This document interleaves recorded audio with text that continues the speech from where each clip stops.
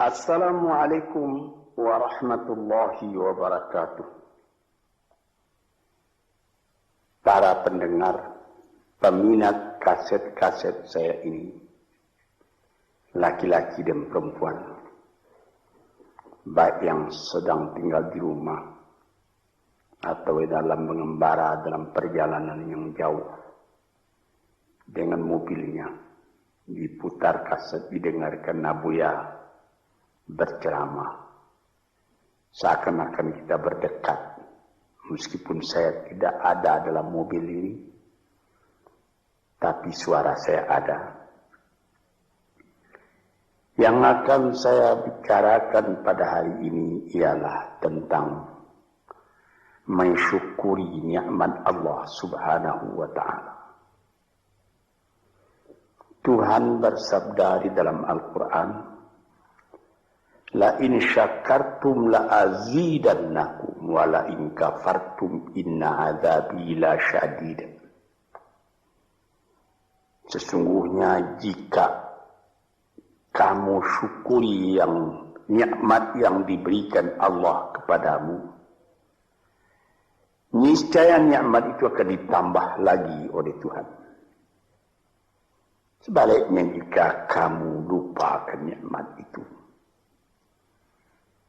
tidak kamu pedulikan, maka azab atau siksa Tuhan sangatlah pedihnya. Inilah ayat tentang syukur yang disebutkan oleh Tuhan di dalam Al-Quran. Sebenarnya nikmat yang diberikan Allah kepada manusia itu tidaklah terhitung banyaknya.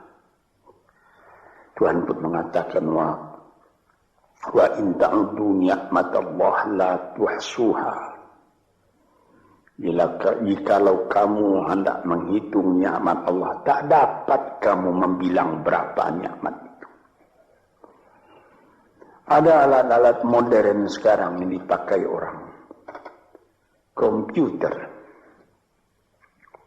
yang dapat menghitung berjuta-juta, bahkan bermiliar dengan cepat. Tapi bagaimanapun cepatnya hitungan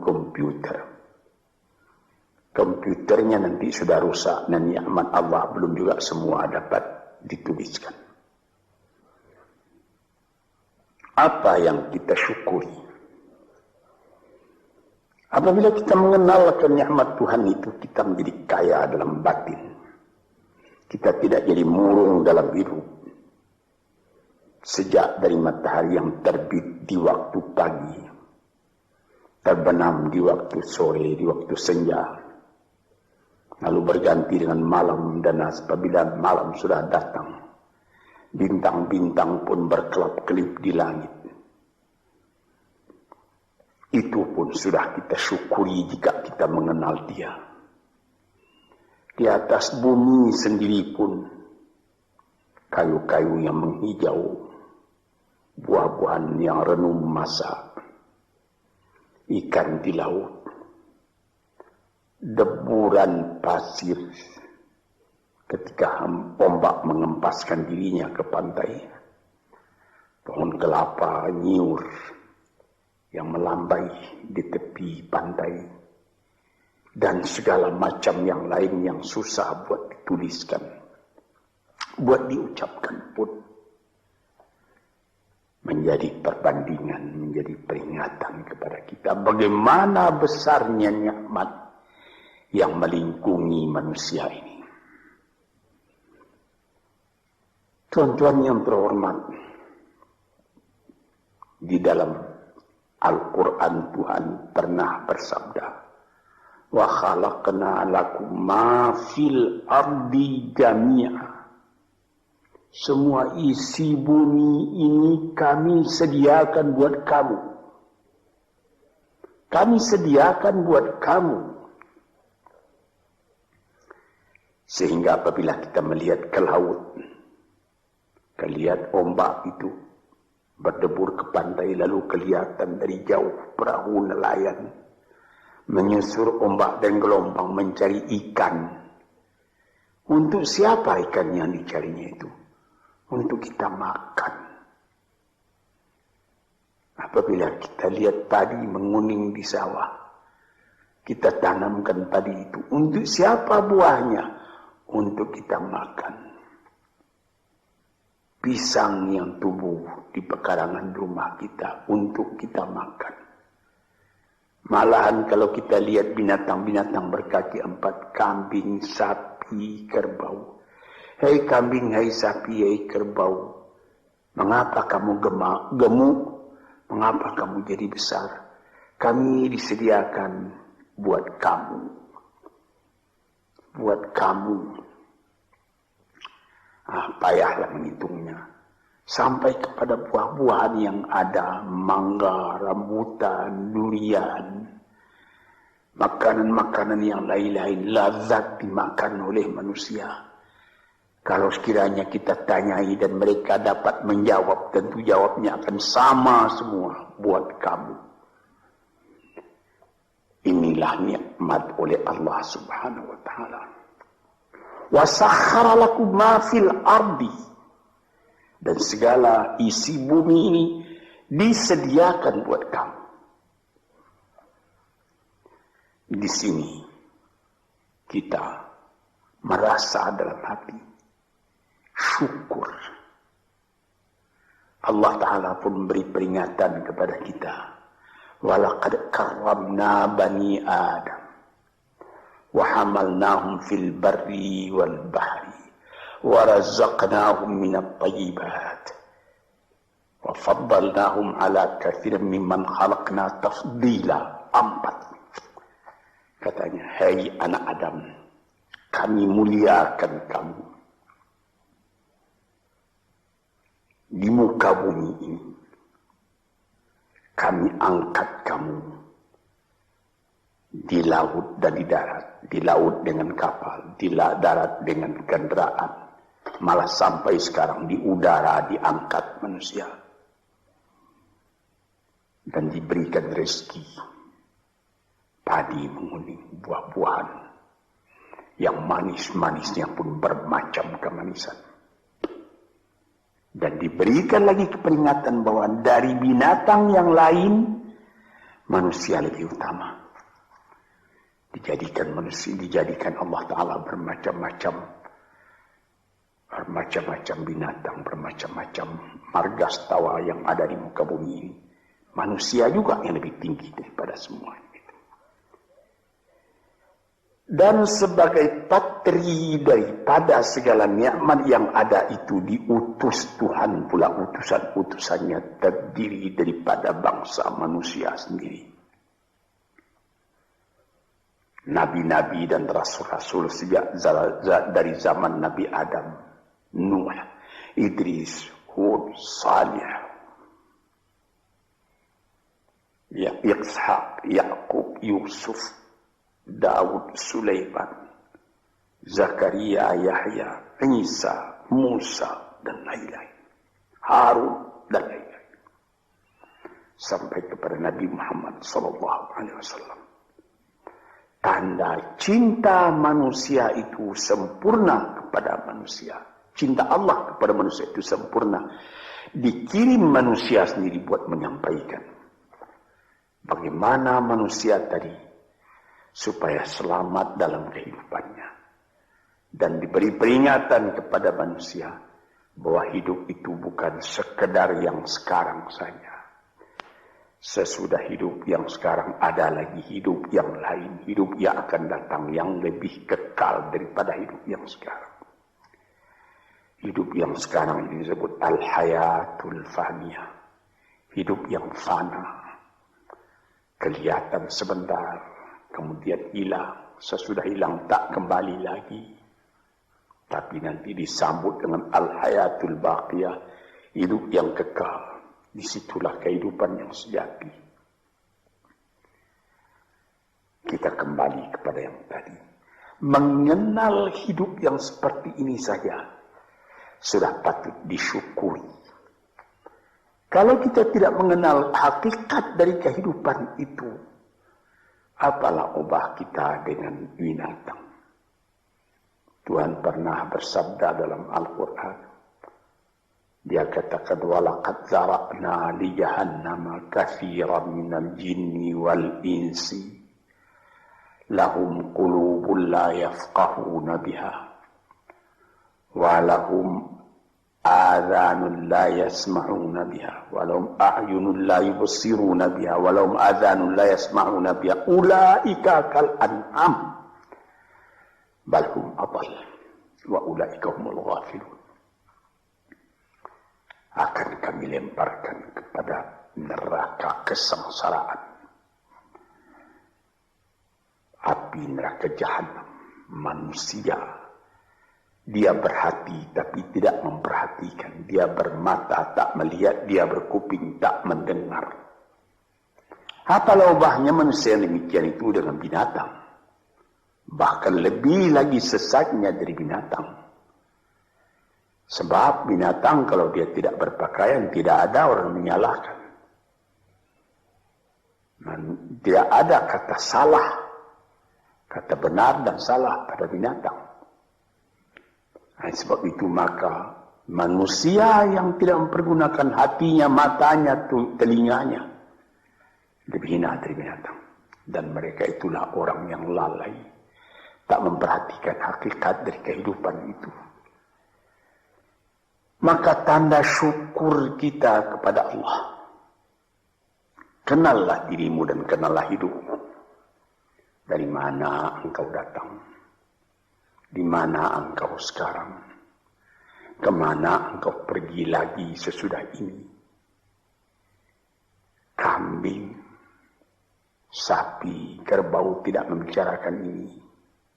Dia cuma memikirkan makan. Manusia disuruh memikirkan ini. Taruhlah manusia itu tidak ada nabi, tidak ada utusan dari Allah datang. Akalnya sendiri pun di dalam kehidupan itu hendak mencari juga jalan yang baik, hendak menjauhi juga jalan yang buruk. Tak ada orang yang menyukai yang buruk dalam hidupnya. Walaupun orang yang telah terlanjur berbuat buruk sekalipun dia menyesali karena dia tidak dapat menahan dirinya. Sebab itu maka bersyukurlah kita kepada Allah. Kehidupan kita itu tidak disia-siakan, tidak disia-siakan oleh Allah. Ya, sabul insanu ayyutraka sudah. Apakah manusia menyangka bahwa dia akan dibiarkan saja, tidak terpelihara, berjalan tidak tentu arah? Tidak. Tidak.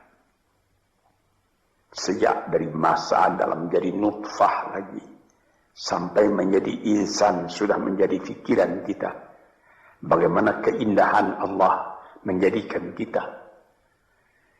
Nah, sebab itu maka dikatakan bersyukurlah, syukurilah nikmat Allah itu. Sekarang timbul pertanyaan, bagaimana yang dimaksud dengan syukur itu? Saya pertalikan sedikit dengan falsafah. Sokrates apabila dia mempelajari keadaan alam, sesudah melihat keadaan alam ini, dia pun mempunyai iman bahwa ada yang menciptakan alam, yaitu Tuhan. Dia bersyukur. Mengetahui itulah hakikat hidup, kata beliau. Mengetahui itulah kebahagiaan sejati, kata beliau. Maka di sini kita melihat, syukur ya Allah, aku tidak dijadikan jadi binatang. Syukur ya Allah, aku tidak jadikan manusia yang sia-sia. Syukur ya Allah, aku terjadi dalam keadaan seperti ini. Sehingga aku tahu yang hak, tahu yang batil.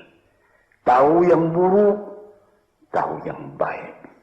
Tahu dari mana asal perjalanan ini. Dan tahu pula kemana tujuan perjalanan ini. Syukur kepada Allah karena kita tahu. Kita datang ke dunia cuma sekali. Sepintas, sekejap mata dibandingkan dengan umurnya dunia. Taruhlah orang berumur 100 tahun yang paling panjang. Tapi apalah artinya 100 tahun? Dengan umur dunia yang sudah miliar tahun. Dan apabila kita mati pun, dunia pun akan tinggal sepeninggal kita. Entah berapa juta tahun lagi, tidak tahulah. Sepintas zaman kita lalu ke dunia ini. Kita bersyukur karena kita diberi ingat. Yang sepintas zaman, yang sekejap mata itu harus kita isi. Sehingga setelah badan kita hancur di dalam bumi, kita masih hidup. Ini, saudara-saudara pendengar yang terhormat, kita sudah mati hancur di kandung tanah, tapi masih hidup. Ada orang yang berumur sampai 100 tahun misalnya, atau lebih sedikit, tidak pula banyak lebihnya itu. Belum saya mendengar berita di dunia ada orang yang berumur 200 tahun, tidak. Paling banyak ya 120, 130 tahun, itu pun sudah lemah. Nah, dalam umur yang sekian pendeknya kita lalui di dunia, dia bisa kita panjangkan. Dengan apa?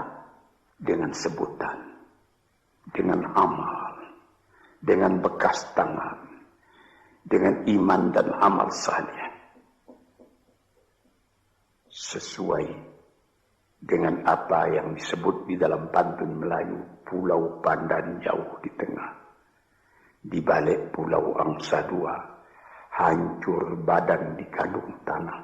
Budi yang baik terkenang jua. Ada juga satu syair daripada Syauqi Bai, penyair Arab Mesir yang terkenal. Ihfaz li nafsika qabla mautika zikraha, fadzikru lil insani umrun thani. Sebelum engkau mati, peliharalah sebutan dirimu yang akan dikenang orang daripada dirimu. Karena kenangan atas ketika hidup yang dulu itu adalah umur yang kedua kali bagi manusia. Banyak orang yang setelah dimasukkan ke dalam kubur, masuk, sudah ditimbun kubur tadi, orang pun pulang ke rumah. Sebutan orang tadi keluar dari kuburnya. Tiap hari dia keluar. 1 tahun, 2 tahun, 10 tahun, 100 tahun. Malah ada yang beribu tahun. Nabi kita Muhammad sallallahu alaihi wasallam umurnya cuma 64 tahun. Tapi beliau sampai sekarang sudah 1400 tahun. Masih seperti kemarin saja hidup beliau itu menjadi sebutan siang malam. Inilah maksudnya yang dikatakan orang yang sesudah mati dia hidup kembali lebih panjang umurnya. 64 tahun dibandingkan dengan 1400 tahun.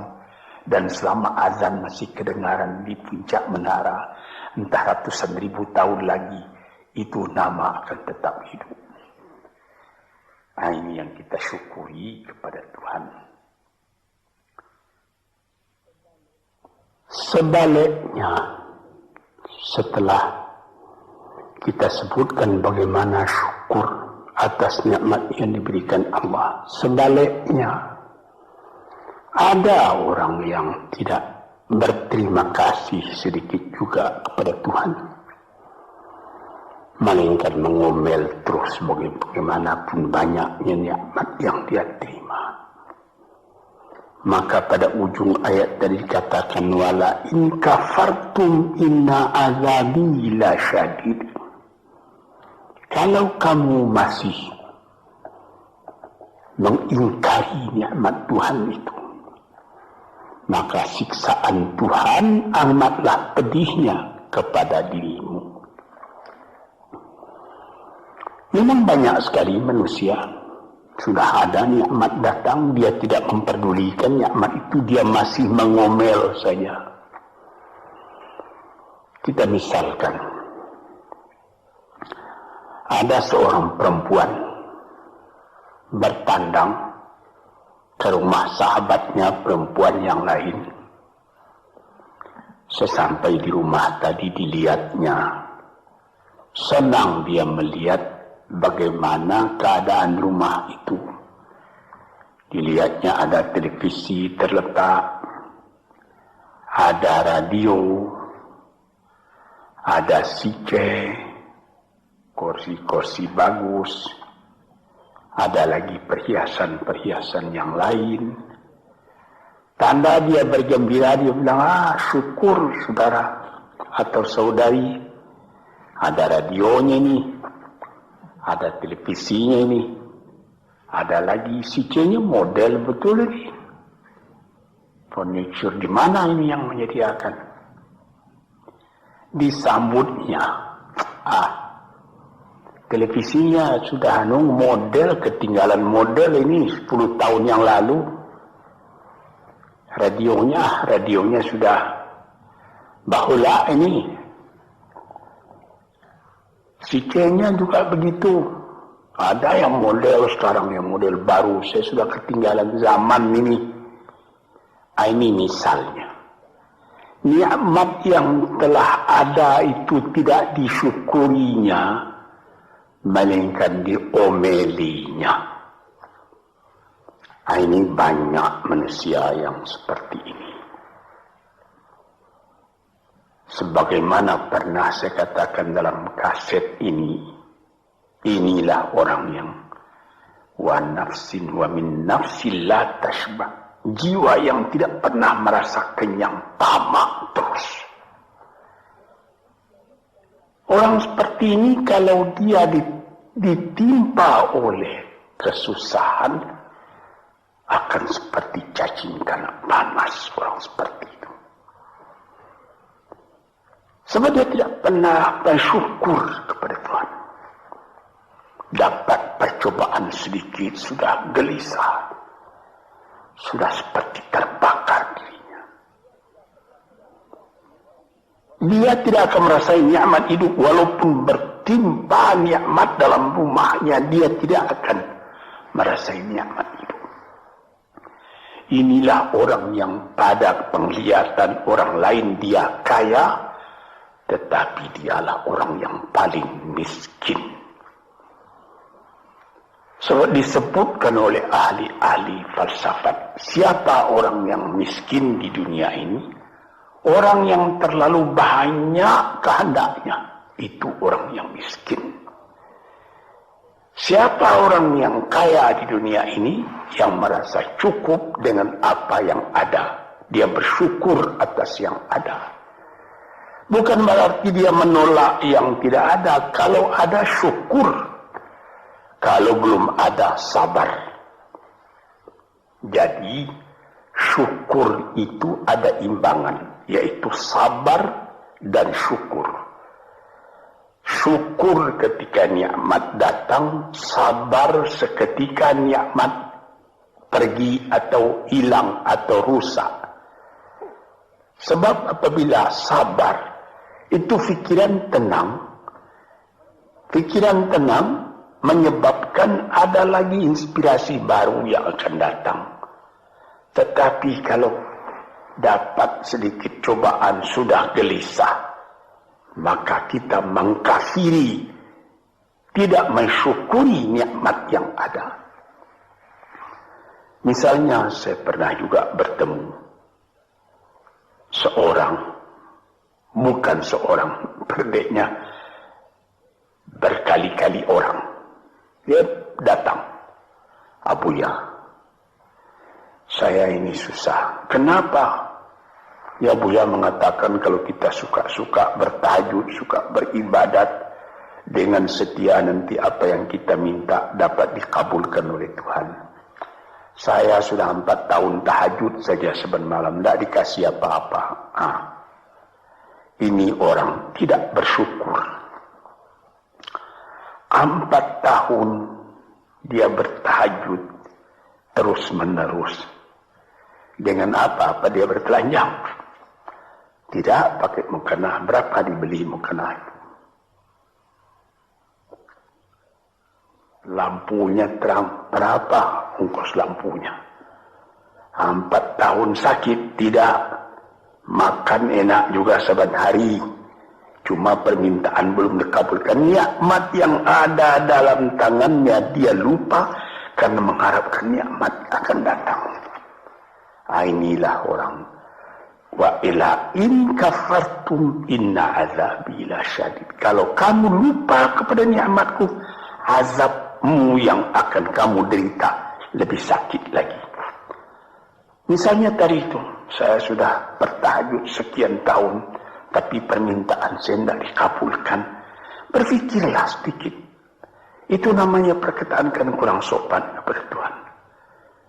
Seakan-akan kita yang menentukan. Tuhan, mari sini, kasih saya. Seperti begitu kita kepada Tuhan. Padahal bukan karena mengharapkan diberi apa-apa itu yang menjadi pokok. Kita sebagai hamba Allah dihidupkan di dunia ini buat apa? Di dalam Quran dikatakan, "Ma khalaqtul jinna wal insa illa liya'budun." Tidaklah aku jadikan jin dan manusia malaikat untuk beribadat kepadaku. Jadi artinya bukan 4 tahun. Selama hidup hendaknya kita beribadat kepada Tuhan. Bukan mengharapkan apa-apa, karena yang ada ini sudah harapan kita.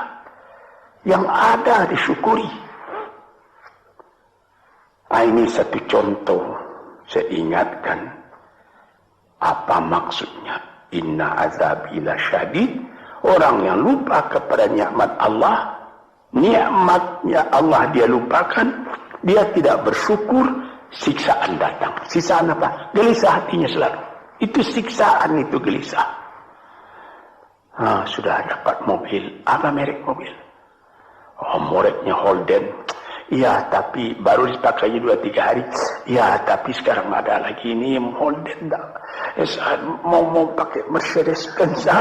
Pakai apa lagi? BMW, Volvo, macam-macam. Macam-macam pikirannya itu sudah siksaan buat dia.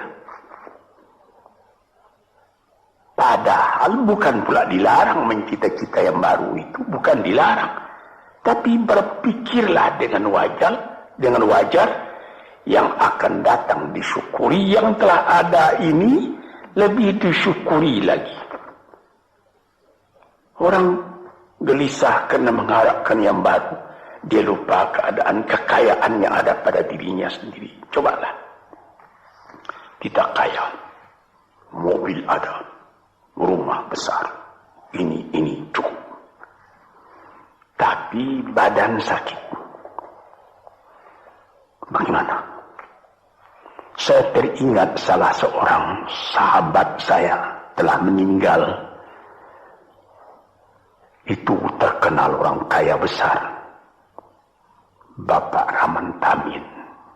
Dia di rumah sakit. Dia ketika itu baru saja membuka pabrik tekstil di Surabaya. Jadi, bukan main lah dia terkenal. Jadi ketika dia sakit, saya pergi melihat dia. Sekarang saya mengerti, katanya, apalah arti kekayaan saya yang banyak itu, katanya.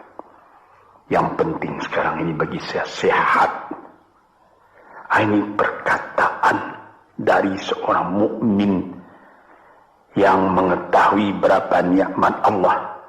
Tapi nikmat yang paling besar itu kesehatan, bukan kekayaan. Dia berdoa kepada Tuhan, dia beribadat. Dia minta, ya Allah, sehatkanlah badanku atau tetapkanlah imanku. Ini saya pernah melihat. Di sini kita melihat bahwa kesehatan badan adalah kekayaan yang tidak ada nilainya. Walaupun engkau tidak mempunyai banyak kekayaan, tapi badanmu sehat, kekayaan berjuta-juta itu.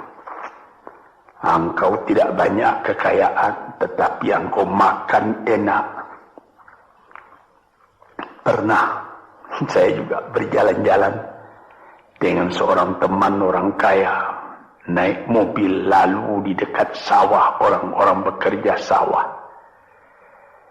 Ketika itu hari kira-kira pukul 12 tengah hari, saya melihat bagaimana sesudah membajak sawahnya, orang yang punya sawah tadi makan, dibawakan oleh istrinya dari kampung di dalam besek nasi yang akan dimakan oleh suaminya, dimakan oleh suaminya itu. Sehingga kawan saya yang punya mobil tadi menjadi dalam hatinya itu seakan-akan iri. Saya yang tinggal di gedung besar, di rumah besar, mempunyai mobil beginian, tidak merasa enak makan seperti itu. Coba Tuhan, berapa nikmat Allah. Maka itu kita kembali kepada pangkal kaji tadi. Wa in syakartum la azidannakum. Apa nikmat yang telah diberikan oleh Allah Ta'ala, syukurilah. Apabila itu engkau syukuri, badanmu sehat, hatimu senang, dadamu lapang. Dalam hal itu insya Allah Tuhan memberikan lagi tambahan nikmat itu. Wala in kafartum, tetapi jikalau engkau lupakan nikmat itu, itu namanya sama dengan kafir. Melupakan nikmat itu sama kafir. Sebab kafir itu ada namanya kafir inad, kafir juhud, kafir nikmat. Kafir inad artinya keras kepala. Kafir juhud, ingkar, tak mau percaya. Kafir nikmat, nikmat Tuhan telah datang, lupa nikmat itu.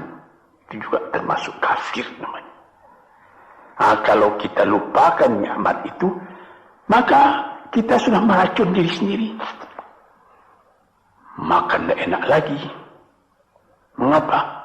Ya habis. Rumah sewa saya sudah 40 pintu banyaknya. Tapi yang di sana tidak dibayar orang, di sana itu hampir terbakar rusak.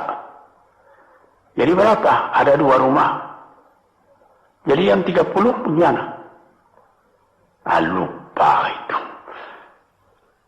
Inilah beberapa contoh daripada orang yang memungkiri nikmat Allah. Itu juga merubah kepada rupa muka kita. Orang yang selalu tidak puas, walaupun dia punya kekayaan sudah berlimpah-limpah, tapi rasa syukurnya tidak ada, makannya pun tidak enak. Di dalam rumah tangganya pun dia menjadi selalu berungutan saja. Ketika mula-mula datang sesudah penyerahan kedaulatan pada tahun 50 datang ke Jakarta, suami istri hidup dengan sederhana, makan enak, tertawa pagi, tertawa sore, apa yang ada dimakan yang tidak sabar. Kemudian berlimpah-limpah rezeki. Rezeki datang, mulai lalai daripada Tuhan. Mulai lupa kepada nikmat.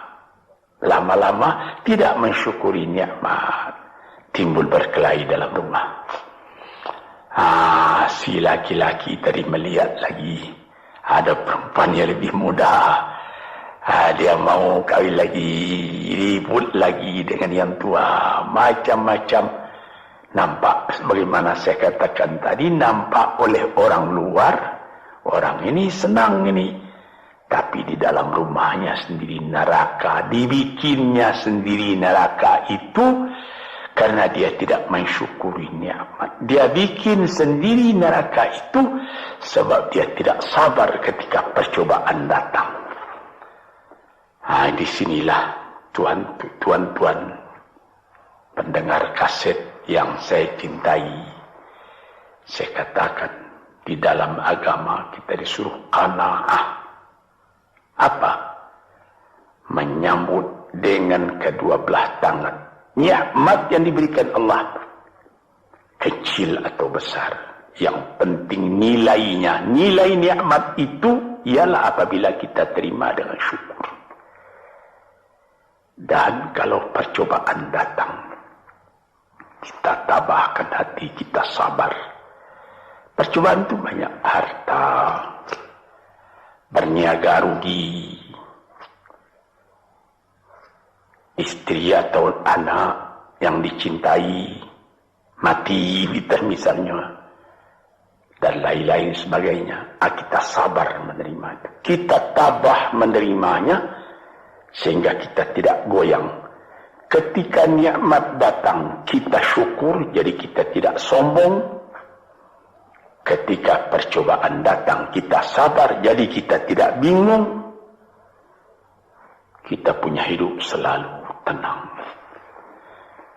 Di dalam ilmu tasawuf disebutnya bahwa antara syukur dengan sabar itu adalah seperti sayap.